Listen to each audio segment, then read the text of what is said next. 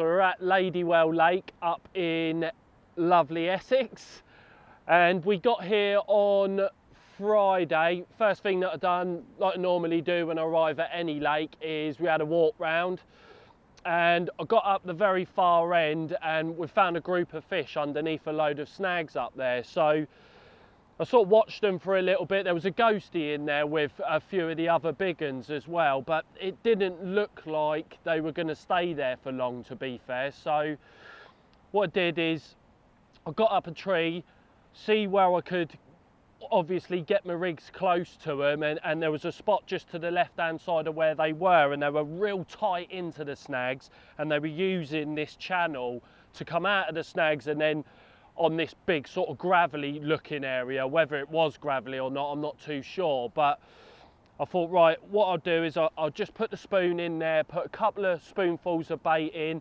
and the very first spoon that I put in there, one of the fish instantly dropped on it. Mate, there's one on it.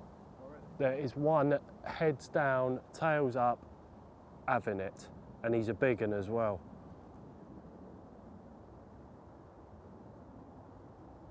Unbelievable.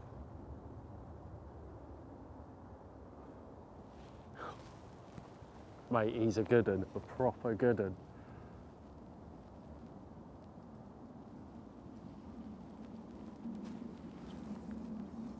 Nice.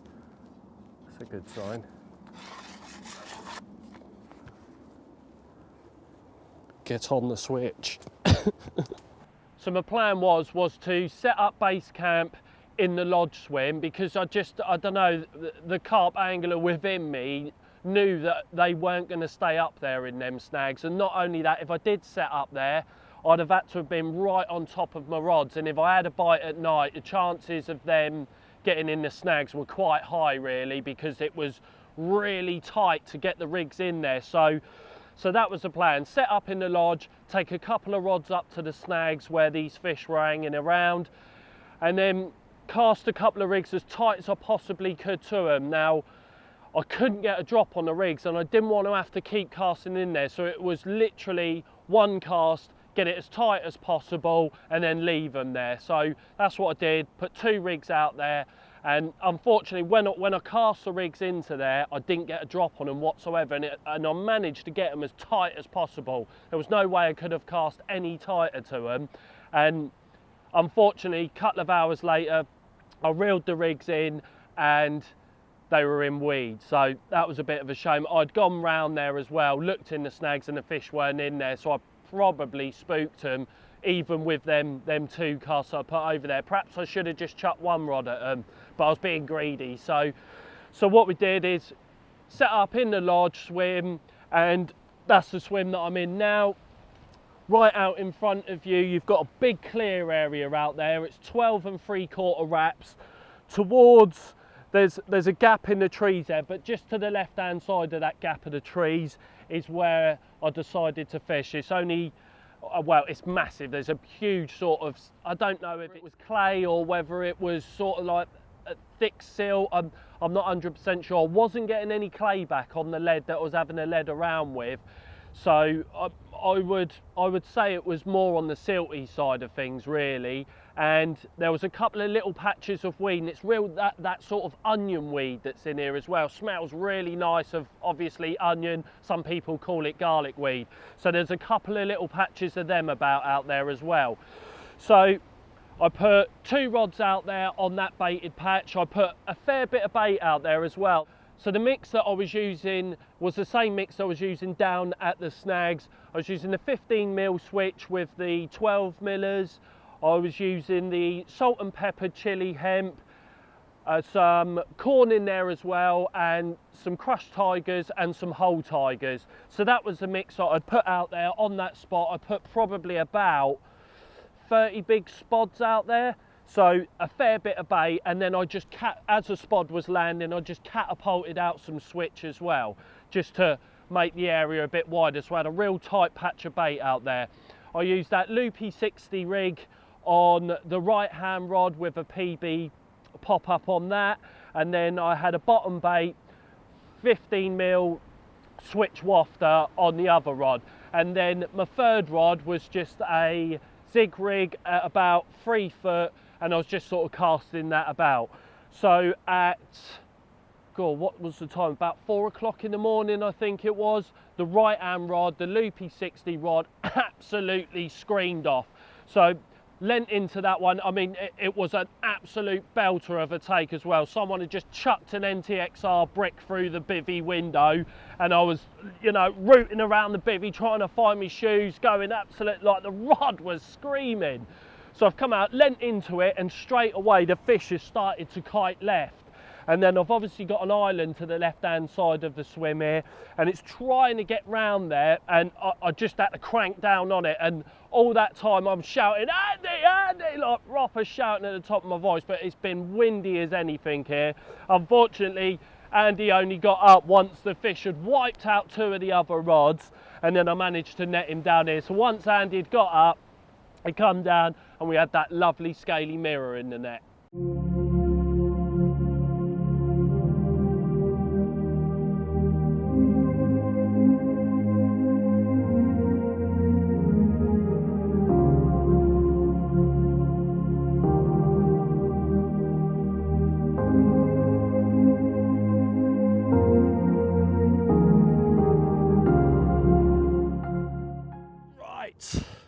Look at that one.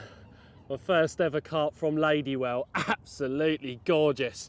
Proper lovely scaly mirror carp. Absolutely lovely. And I caught this on that Loopy well, it's not a 360 rig, although I normally like to use my 360 rig.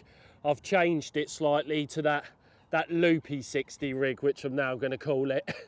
So, caught this one 12 and 3/4 wraps right out in front of the lodge swim, just dead out in front. I put 2 rods out there, put a fair bit of that bait out, the hemp, the switch in 15 mils and 12 mils with a load of corn and some crushed tigers as well. So yeah, plenty of bits for them to grub around on out there. This went at about 4:30 this morning. The fish started to show on me at about 1 o'clock last night. Easy beast. The fish started to show on me about 1 o'clock last night, so much so that it woke me up. And then yeah, 4:30 I think it was this morning, tore off, and this was the culprit. What a lovely cod, yes! Mwah. Right, God, just as gorgeous this side.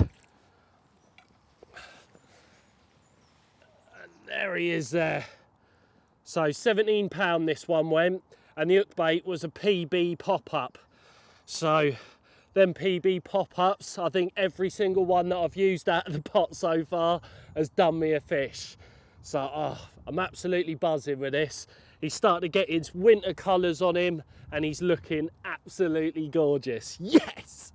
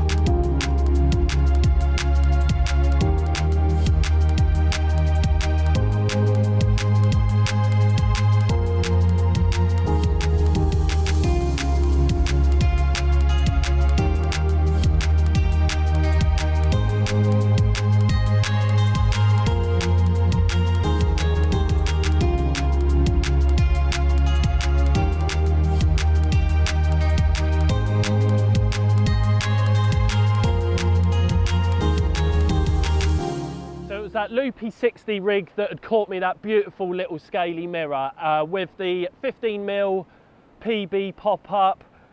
Is a little video on how to tie that rig up. It's a little bit different from the norm. I love using the 360 rig, but it's having that swivel which gets stuck in the net 9 times out of 10. So I like that rig, the way it works and everything. So here's a little quick video of how to tie that rig up. Right, well, just to run you through that Loopy 60 rig that I've been using. I'm actually quite a big fan of the 360 rig, and I saw a picture of that rig on Facebook. One of my mates had put it on there, so I'm not claiming it as my own invention or anything like that, but I like the look of it because it doesn't have the swivel on there, and the 360 rig tends to get a lot of bad coverage because of the swivel. 9 times out of 10 is hanging out of the fish's mouth. When you net the fish, the swivel gets caught in the net, and if the fish moves around and everything, it can tear the mouth easily. So that's why I quite like the way this rig works, is because you haven't got that swivel there. Okay, you don't get a lot of movement like you would do with the 360 rig, but it does the job that I want it to do, to be fair. I just would like the pop-up sitting up with the hook that I use. So, oh, anyway, I'm rabbiting on, right? Anyway, I use the Illusion in £20, and I use one of the LSC hooks in a 5.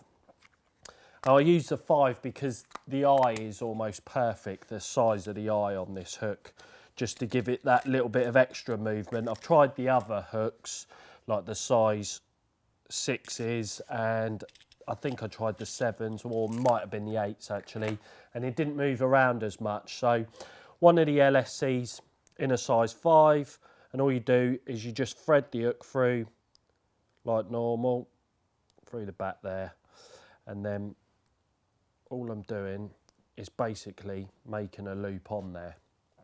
So hence why I've called it the Loopy 60. So it's just an overhand loop. So got the hook there.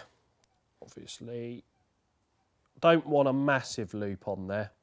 So all I do is just, that's the only thing with these hooks, is they love to grab hold of you. Right, so just twisting that, both the tag ends of the hook link over, and then I just thread them back through. So instead of like doing it normally where you would put the loop back through, all I've done is just put the tag ends back through the overhand knot there, like so. And then you can obviously judge how big that you want the loop now. So I like to have it probably about 1 centimetre or so, like that. Let's give it a bit of saliva, and then just pull that loop down, or pull the knot down. Right, and then what I'll do next is just move the hook out of the way, get my little puller and use that end on it. That hook trying to grab me again. And then grab hold of the tag end and just pull them both. And then that forms that loop nicely. So just trim the tag end off, like so. Just trim that tag end off, and then yeah. So you've created the loop there, and all that hook is just, you know, obviously just threaded on there. Gives it a nice bit of movement. It sits like that because I put a little bit of putty here. So which I'll run through now. I put a tungsten anti-tangle sleeve on, wherever they are. I'm not in there. So let's just grab that out. Yeah, just one of the tungsten sleeves. So just thread that on.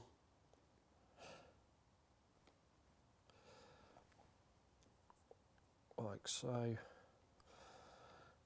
And then I never measure my rigs. I just tend to look at them from the point that I want them at, really. You know, I don't like, although I've got the measurement there, I just sort of look at how far away from the lead that I want it set. So I don't know what's that, about 6 inches maybe. So, and then it's just another overhand loop at the other end, or a figure of 8 loop. I like to do this end really. So just cross it over, twist the bottom loop, and then put your main loop through the gap. Then pull that down, wet it off, like so. Get me puller again, and just gently send them to tag ends home.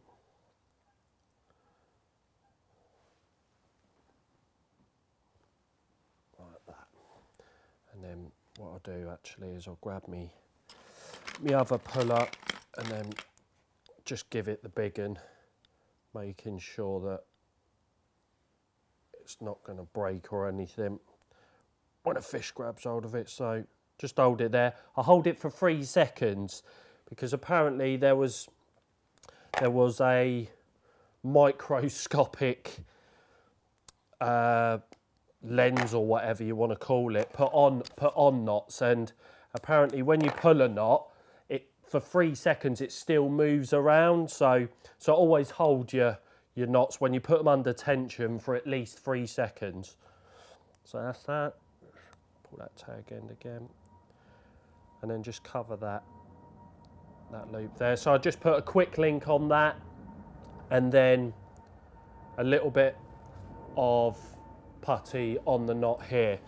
So for the bait,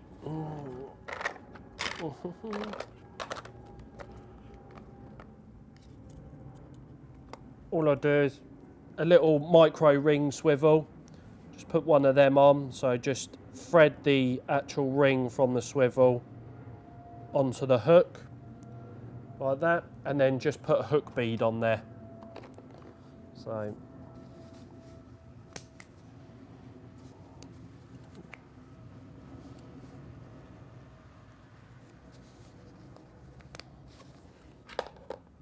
So just thread on one of the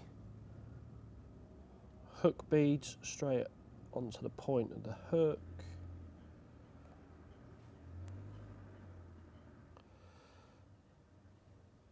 Like so. And then that is the rig pretty much done. Just got to put a bit of putty around that knot there.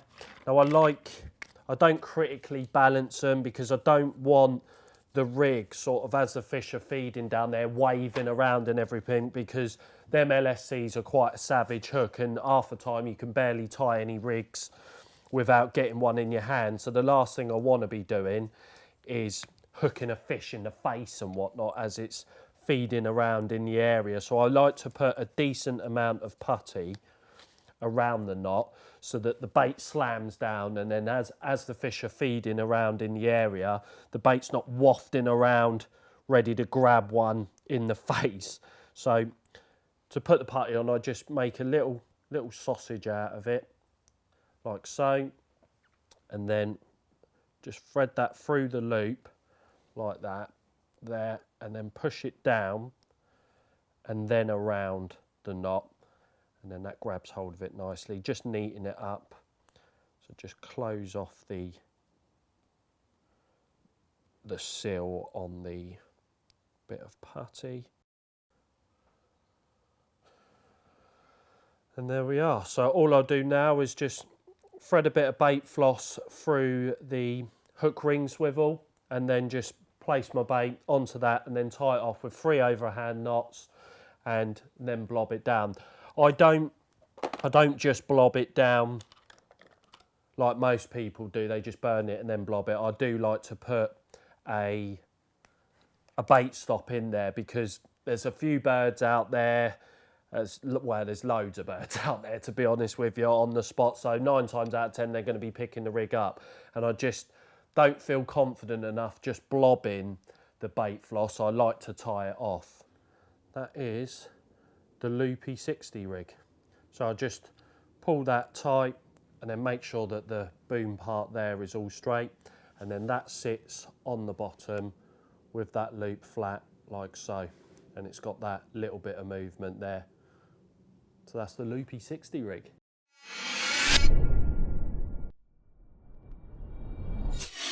What aspect of carp fishing do you consider yourself rubbish at?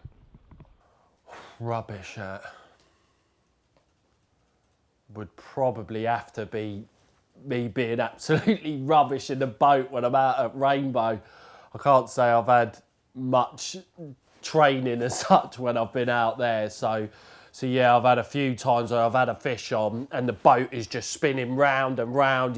You've got to get into your head that if you pull right, the boat goes left. If you pull left, the boat goes right. So you've got to sort of interact one or two to keep the boat straight. So yeah, I'm absolutely terrible in a boat because I just can't get my head around that pulling left to go right business. So yeah, that's probably me thing that I'm rubbish at. You mentioned rainbow.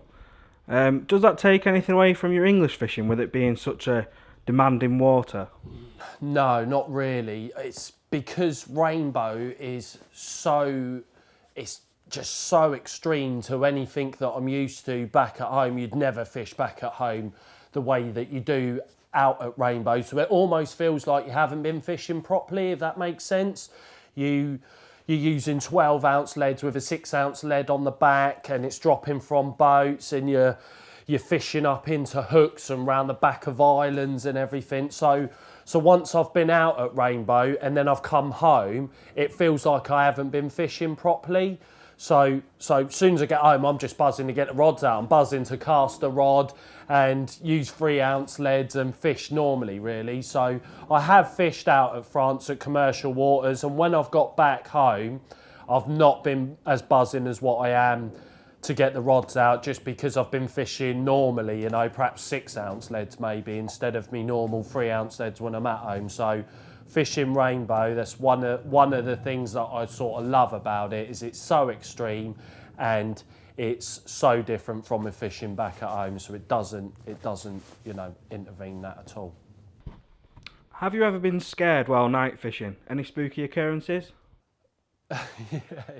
Yeah. I've probably had a couple of things. One that sticks in my mind is when I first joined the Ringwood Club book, me and my mate years ago, probably, it's got to be about 16 odd years ago, we were fishing this lake called Burley, and I don't even think the lake's open now, but anyway, I remember going down this real long track, and the lake was in the middle of nowhere. It was just a million miles away from anything, and it had that real airy sort of feeling to it when we first arrived there. Even in the day, it just felt like really sort of spooky anyway.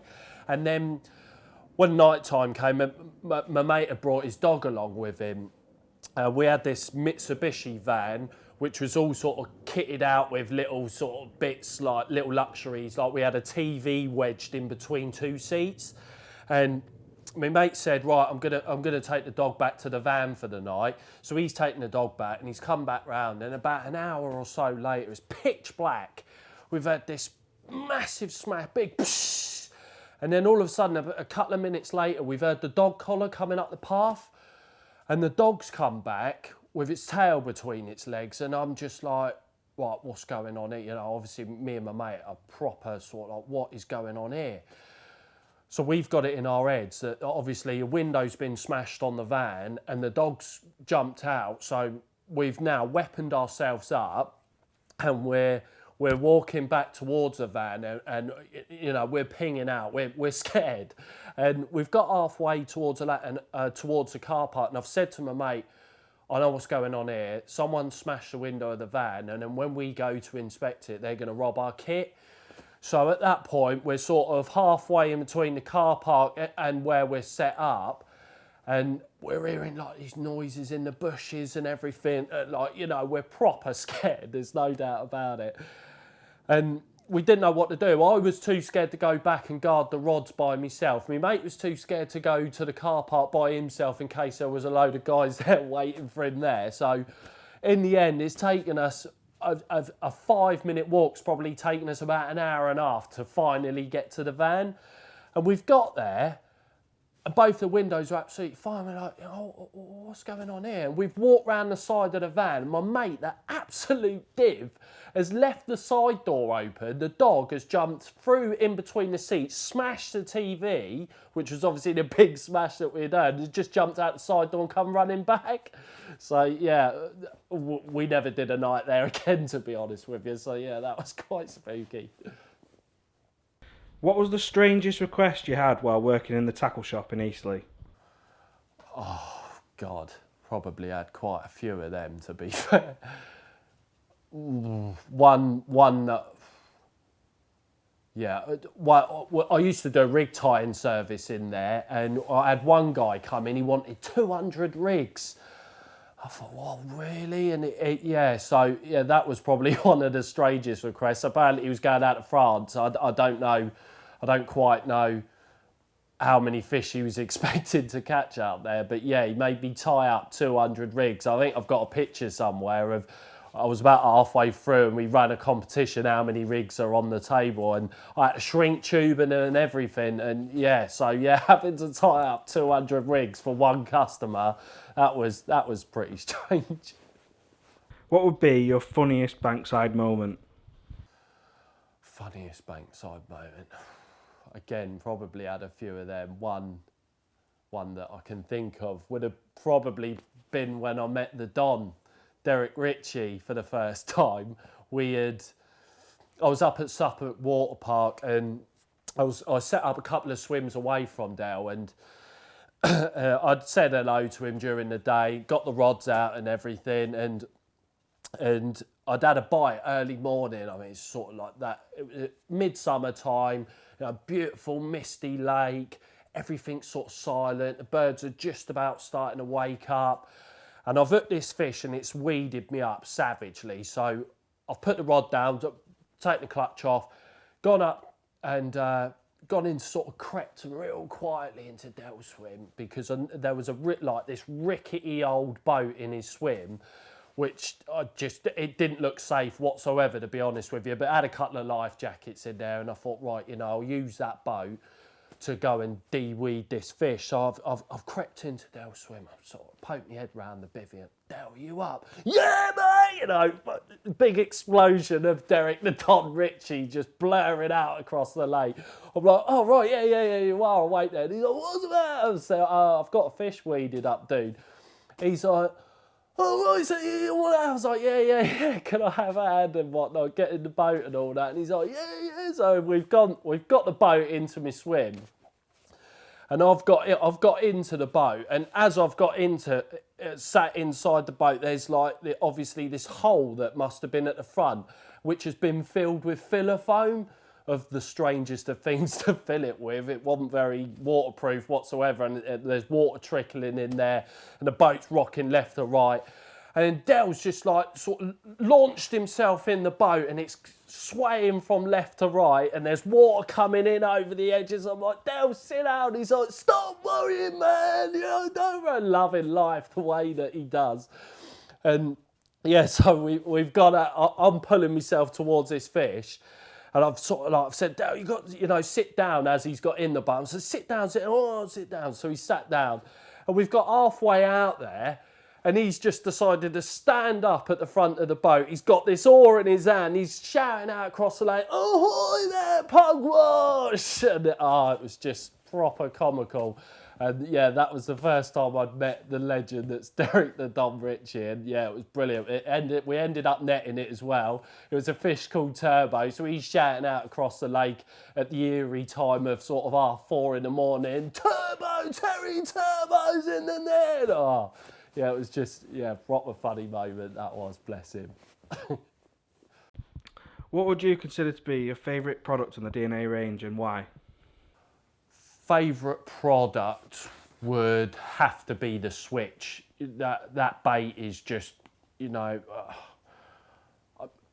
not gonna brag about the bait. It's not something that I like to do really. I sort of like the results sort of almost talking for me. And first time I used the switch was down at Hardwick, and I had loads of carp out there on that session. I was on a charity event at that point, and yeah, I'd caught a lot of really nice scaly ones.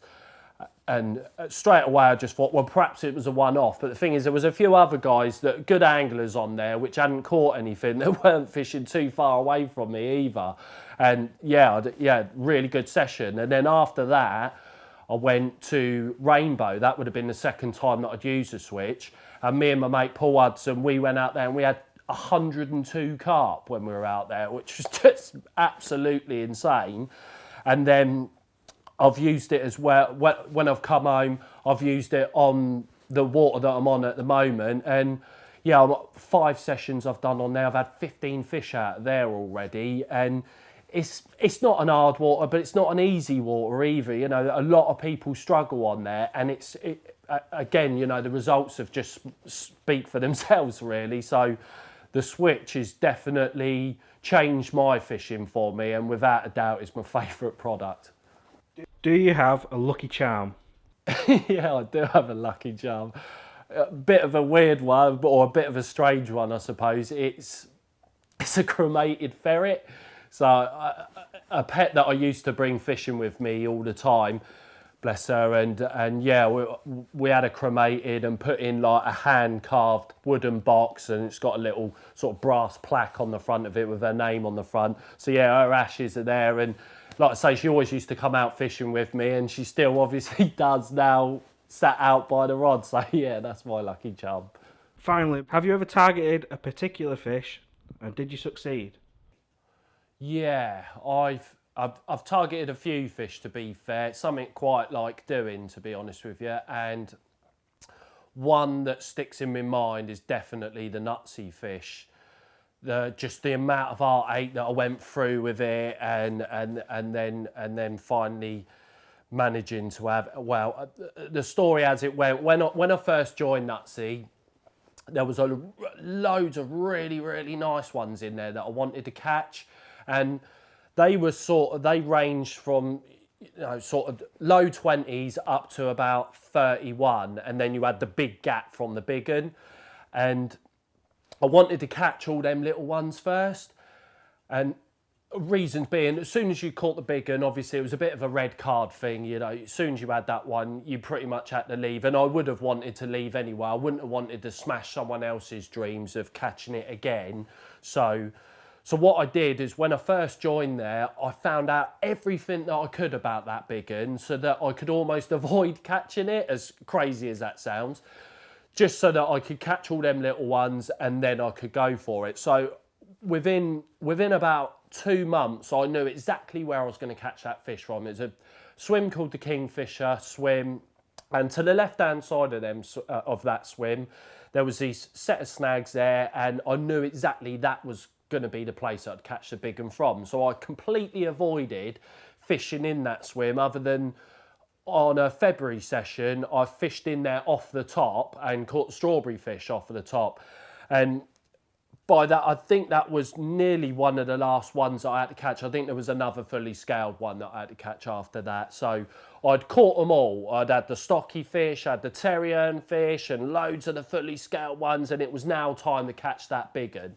So what I did is I'd ordered 10 kilo of bait, which was quite expensive at that time, and I'd basically thought, right, I'm going to pre-bait it for 2 weeks before actually fishing there. And there was a real good bunch of lads on there at the time, and I said to them, right, I'm going to, you know, go for the big one now. I'm going to fish in the Kingfisher swim. They're all like, yeah, we won't fish in there, Lee, no worries, we'll leave you to it, and you can get on with your own bit of fishing, which was really cool on there at the time. So I'd gone down there the first week, every day, after work, 5 o'clock, or just gone 5, and I was baiting this spot, and then it got into about the second part, got into the second part of the week, and the big one was sat there waiting for me to feed it. It knew that it was going to get a feed at that certain time of the day, and it was waiting there. And looking back at it, I should have fished for it there and then, and it would have been, you know, job done. But I'd taken the Friday off of work, and I had a plan into that, right, I'm going to fish on that Friday over the weekend, hopefully catch it on the Friday, have a little bit of a party with the lads, and yeah, lovely jubbly. So I was going down there, baiting it, and then it got to the Wednesday, and my plan was, right, I'm going to finish work on the Thursday and fish the Thursday night into the Friday. So I got down there on the Wednesday, and there was this lad set up sort of on the point, which is sort of to the left of the Kingfisher swim, but almost you can fish towards that snag from there, even though you shouldn't if someone's set up in the Kingfisher, which obviously there wasn't. So there was this lad set up there, and I didn't know, sort of thought to myself, right, do I come back later on when it's dark and bait the spot so that he doesn't know, or do I make it completely obvious that I'm baiting that area in the hope that he would not fish it? So I decided, right, I'm going to bait it and let him know. And he's pretty much stood at the front of the swim, and I've made it very obvious that I'm baiting this spot, and the big one was there again that day. So I've baited the spot, and one of my friends was just set up round the corner, and I've gone round the corner and said to him, you know, do you know who that lad is on the point? And he's like, no, I think he's a newbie. So I was like, right, well, I've made it obvious that I've baited that spot. Let's hope that he don't fish it. So I've pretty much got out the gates, I've got halfway out the road, my mate's called me, he's fishing it. Literally, like, I've not even left the lake, 5 minutes, and straight away this lad is fishing on the spot. And then the next morning, got the phone call, he's had it. First time it had ever been out at £50 as well, and I was just, it's just absolutely gutted. I'd spent all that money, and I should have fished for that fish there and then when I had it going.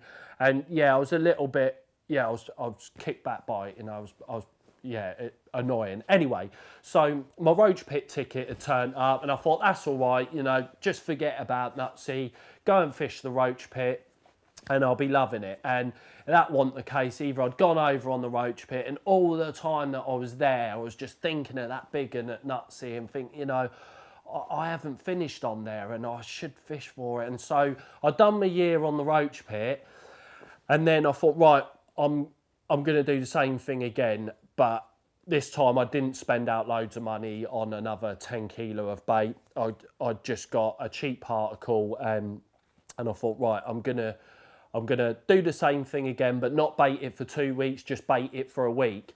And I don't think the big one had been out that year off of the bottom. So that he was a real mug off of the top, the big fish was, and I didn't want to catch it off of the top. I'd seen guys that had gone up there and they'd literally put a mixer in front of it and had it straight away. And I wanted to catch it off the bottom. I just knew there hadn't been caught a lot of it. So anyway, big one hadn't been off of the bottom that time of year, or for the whole year, and I thought, right, so I'm going to start pre-baiting it. So I'm pre-baiting the same spot again, and I've told the lads down there what I'm doing, and I said, look, can you stick a bucket in there for me if anyone turns up when I'm not here? And they're like, yeah, they knew what had happened the year before, so they probably felt a little bit sorry for me, and they kept the swim free. So I hadn't taken a day off work or nothing. I wasn't going to do that. I was just going to go up there on the Friday. And it got to the Wednesday, and I'm up the tree with my mate Lloydie, and we're watching a fish, and it was acting really weird. It was sort of like almost flanking on the spot. And we couldn't work it out. It just seemed like really strange. And obviously I'd gone home, and then I turned up on the Thursday, and I sat up the tree and baited it again, and then she started doing it again. She was flanking on the bottom, and it was so much murky water you couldn't really see what was going on. And I sort of like sat there, watched, and then crazily enough, she was almost eating the baits mid-air. It was mental, just like flanking off the bottom and then eating them mid-air, knowing full well that a rig wouldn't sit up for that long. So I went home that evening and thought to myself, right, I'm going to have to come up with a rig here that's going to hook that fish. So what I did is I had a long boom of amnesia hook link, and then I fished it 360 style with a long shank nailer on there, and then for the hook bait I just used a little bit of cork, and then I put it in my fish tank at home, and then just sort of like slightly just taking little bits of cork off of this hook bait, so that when I wafted it up, it stayed up, and it stayed there for ages, and it would take it forever to fall back down. So Friday's come, and I'm buzzing. I've got the rig, and hopefully that fish is going to be waiting there, and it's just going to be easy for me. And then I thought, right, I'll take the missus as well, hopefully in the hope that the first ever carp she'll ever see will be a 50-pounder. So we've gone down, and I've got there after work on the Friday, and I've got there a little bit earlier than normal, and I've set the bivvy right far back from the swim, and I've got up the tree, and I've put the bait in just after 5 o'clock, and I've not put the rod in, and I've sat up there, and the big one ain't turned up. It's nowhere to be seen, and I'm just like, look, it's all happening again. It's not going to happen for me. So I thought, right, it's getting dark now, so I've put the rod out on the spot, and I'm sat in the bivvy, and then nothing's happened that whole night.